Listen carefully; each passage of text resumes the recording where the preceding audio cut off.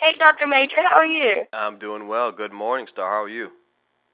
Good morning. I'm great. I'm great. And this is an interesting topic, and funny that we're talking about breakups already before Valentine's Day. Right? Yes, right on time. Right, right. I just wanted to know. I was reading over some things, and I wanted to know why is January the breakup month? I mean, we're coming out of Christmas, and then we're going into Valentine's Day, like I just said. But why does January seem to be a breakup month? Is it Well, because it's a cold month, or is it because it's a bipolar month, or what's going on with well, you know what, January? Star, we're human, and so we're in tune with the cycles, right? It's the end of the year, and people are taking inventory of things that went right and mostly things that went wrong that last year. And if that relationship is one of them, that's the time to get out of it. It's that whole new year, new you. Springtime is right around the corner. We start thinking spring cleaning, making a fresh start. And so if you're going to do it, this is about the time where people, as they're taking inventory of everything else, we might as well get that done too. And so that's why it's such a big time for breakups, I think. Right, right. Now, you're on the exciting new WeTV show, Exiles.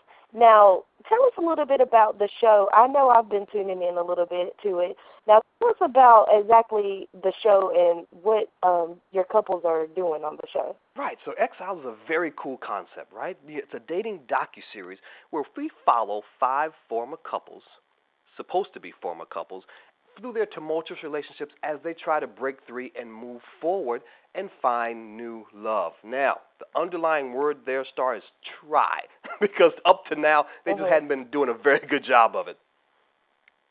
Right, right.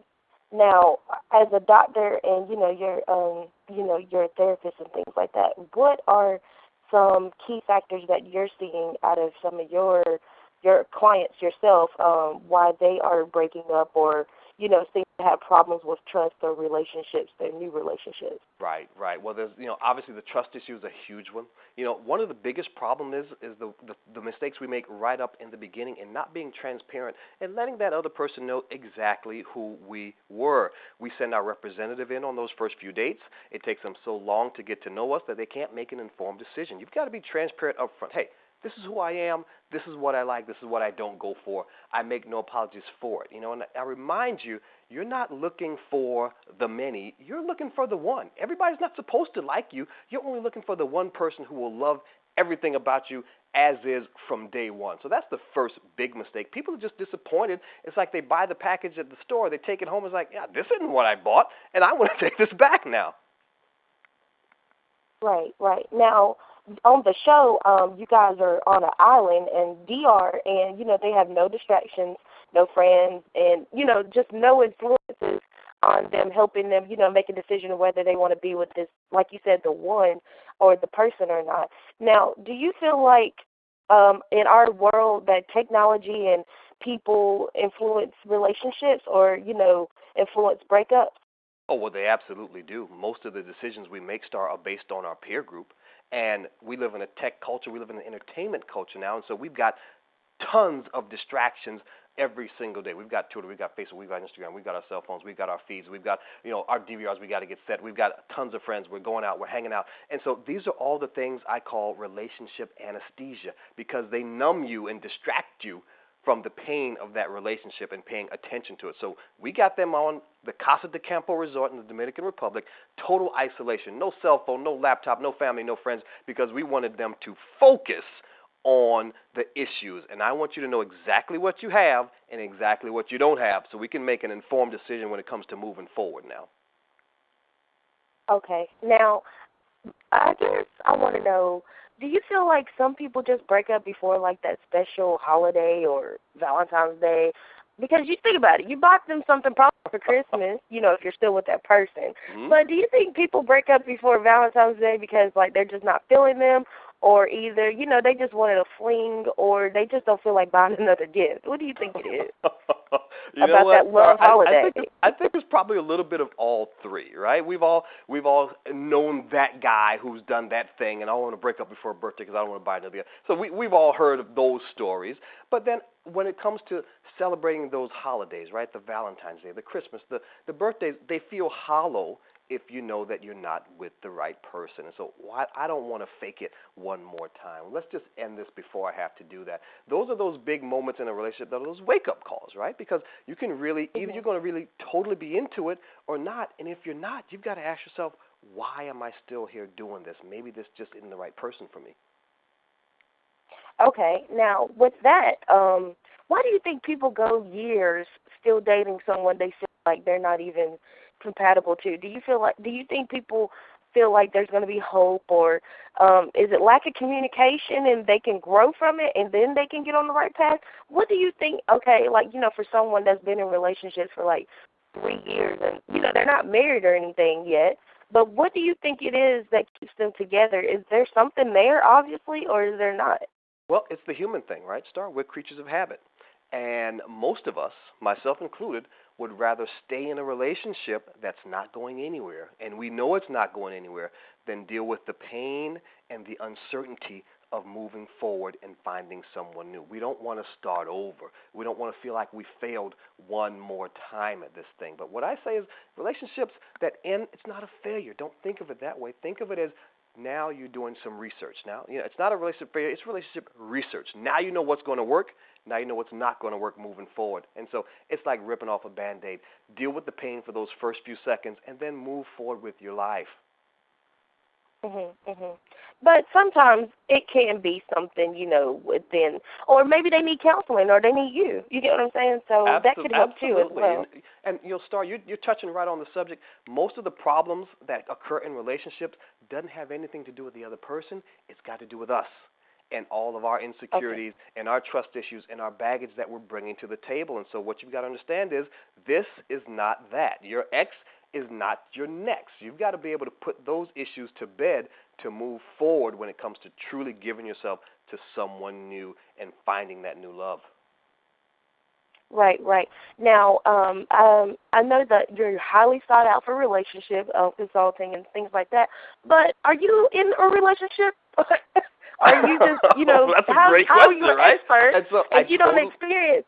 Correct. I totally am. I've been dating a young woman for the last 3 years, and I love her to death.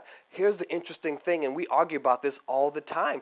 She's like, you're such a bad communicator, but you're a great relationship expert, and here's what happens. I'm human. And so when it comes to my own stuff and my own relationships, I have these things called emotions too that cloud the issue. And so I go through the same issues that everybody else does. And when I'm there working with the couples on the island, they're sharing their stories, and I'm like, wow, I'm learning stuff too. So I'm teaching them stuff, and they're teaching me stuff because we're all human. That's how it works. We all go through it. Right. Well, maybe y'all two need to go on the island together too. No, we're pretty solid. We're not ready for the breakup island yet. Okay, that's good to know. Now, and then I've always wanted to know, if you break up with someone, why is it why do people seem to go try to find someone real quick before, the love holiday, I call it? Why is that? Right. Well, that's what we call rebound, right? And so the rebound is another distraction. It distracts you from the pain. It kind of puts that haze over and says, you know what, I'm not that bad a person because this other person wants me, so I must not be that bad. And so it's just another distraction. It's a way to kind of numb the pain. Here's what should happen. It takes women about 3 months to get over a significant breakup. It takes guys about 9. We would think it takes guys less because we're out there the next weekend acting up. But it takes us 9 months. Right. You've got to give yourself the time to heal, learn how to love yourself all over again, and then you can get back out there and give yourself. The rebound never works, but half of us do it after a breakup. Okay. Now, I did have 2 more questions for you. When you are in a relationship, is it safe to tell the person, what you really want? How some people, how us in our 20s, we probably just want to have fun and just have, just a buddy.